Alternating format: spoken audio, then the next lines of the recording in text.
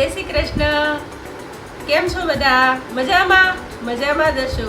ગીતાંજલિ કિચનમાં આજ આપણે બનાવીશું ભરેલા કારેલાનું શાક. આપણે ભરેલા કારેલા બનાવવા માટે નાના કારેલા લીધા છે. મોટા કારેલા પણ હોય છે, પણ એ નાના કારેલા હારા એમ.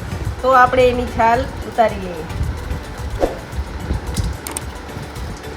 છાલ ઉતારીએ ને એટલે જલ્દી કારેલા છે ને તેલમાં છડી જાય છે, અને છડી જાય એટલે પછી અંદર મસાલો ભરવાનો હોય છે.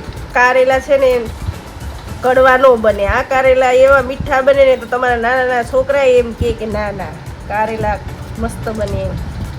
હવે આપણે આ કારેલાને છાલ ઉતારી લીધી છે, તો હવે અંદરથી બિયા કાઢીને એને મીઠું ભરી દેવાનું. આવી રીતે બધા એના બિયા કાઢી નાખવાના. કારેલામાંથી બિયા કાઢી લીધા છે. હવે આપણે આમાં મીઠું ભરી દઈએ. કારેલામાંથી બિયા કાઢી નાખ્યા છે. હવે આપણે એમાં મીઠું ભરી દઈએ. મીઠું એ માટે કે એ કડવાશ બધી વહી જાય. હવે આ કારેલા મીઠાવાળા કરી લીધા છે. હવે આને 10-15 મિનિટ સુધી દેવા દેવાના, અને એમાંથી પાણી છૂટી જાય. 10-15 મિનિટ કારેલા આપણે મીઠામાં પલાળ્યા હતા, એટલે હવે પાણી એમાંથી નીકળી ગયું છે. એટલે હવે એને સારા પાણીએ ધોઈ લેવું. હવે આને આવી રીતે ધોઈ લેવાના. ધોઈને અંદર સાફ કરી નાખવાનું. મીઠાવાળું હતું એટલે એકદમ કડવાશ નીકળી ગઈ હોય. આવી રીતે ઊંધા 5 મિનિટ રહેવા દેવાના. પાણી જે હોય એ બધું નીતરી જાય. આ બધા કારેલા આવી રીતે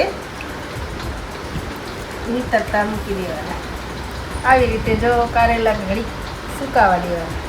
આ કારેલા સુકાવા મૂક્યા હતા, તો હવે એ સુકાઈ ગયા છે. તો હવે રૂમાલથી એને થોડુંક અંદર પાણી જેવું ભેજ જેવું લાગે તો એને થોડું રૂમાલથી લૂછી નાખવાનું. તેલમાં નાખીને એટલે આ કારેલા આપણે ઉડે નહીં. તો આપણે હવે આ તેલ 4 પાવડા તેલ નાખીશું.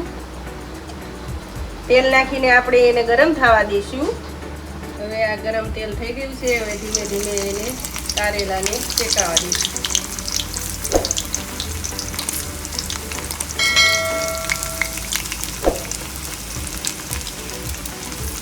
ધીમે ધીમે શેકાય.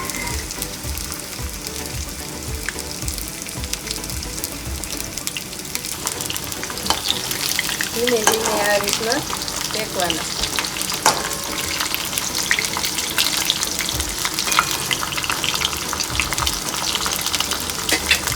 કારેલા આપણા શેકાઈ જાય ત્યાં સુધીમાં આપણે એનો મસાલો બનાવી લઈએ. આદુ 2 ટુકડા આદુ નાખ્યા, 2 ટુકડા મરચીના,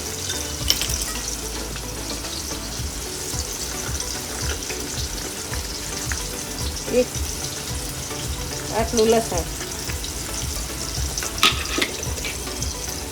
આપણે એનો મસાલો કાઢી લઈએ. આવી રીતે ધીમે ધીમે સડવા દેવાના, અને આ બ્રાઉન કલરના થઈ જાય ત્યાં સુધી કારેલા બેસડવા દેવાના. આદુ લસણ મરચાંની પેસ્ટ થઈ ગઈ. આપણા કારેલા તળીને તૈયાર થઈ ગયા છે. હવે આને તેલમાંથી કાઢી લેવાના. હવે આપણે છે ને કારેલાનો મસાલો બનાવી લેવાનો. તેના માટે 3 પાવડા તેલ નાખીશું. પછી આખું જીરું,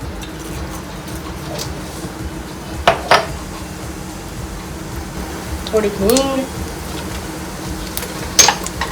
હવે કાંદા નાખ.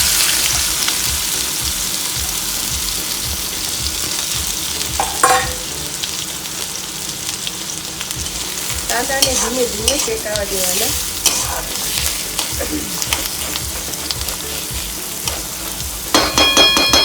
કાંદા થોડા બ્રાઉન કલરના થાય પછી ટમેટા નાખી દેવાના.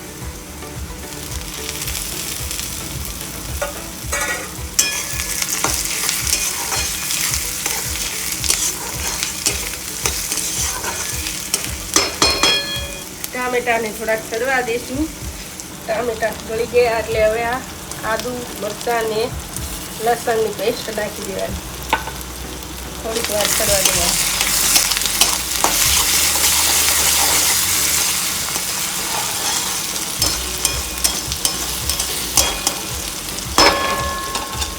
2 ચમચી ચણાનો લોટ નાખી દેવાનો. પછી આને થોડુંક તળવા દેવાનું.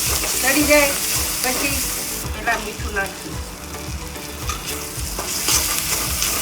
પછી આ મરચું નાખી દઈશું. ધાણા જીરું.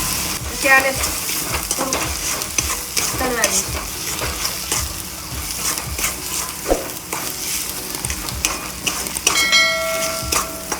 કારેલાનો મસાલો તૈયાર.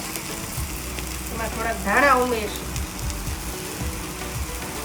કારેલા શેકાઈને તૈયાર થઈ ગયા છે અને મસાલો પણ તૈયાર થઈ ગયો છે. તો ચાલો હવે કારેલામાં મસાલો ભરી લઈએ.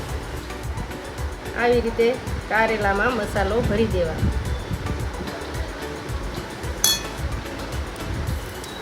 આ મસાલાવાળા કારેલા આપણા તૈયાર થઈ ગયા છે. તો જુઓ આ મસાલાવાળા કારેલા આ અલગ રીતના જ છે. મસાલાવાળા કારેલા આ કારેલા જો આવી રીતે બનશે તો તમને જરીકે કડવા નહીં લાગે અને તમે બીજી વારે પણ તમને એમ થશે કે ના ના હાલો કારેલાનું શાક બનાવી. આ રેસીપી તમને ગમી હોય તો લાઈક શેર સબસ્ક્રાઈબ કરજો.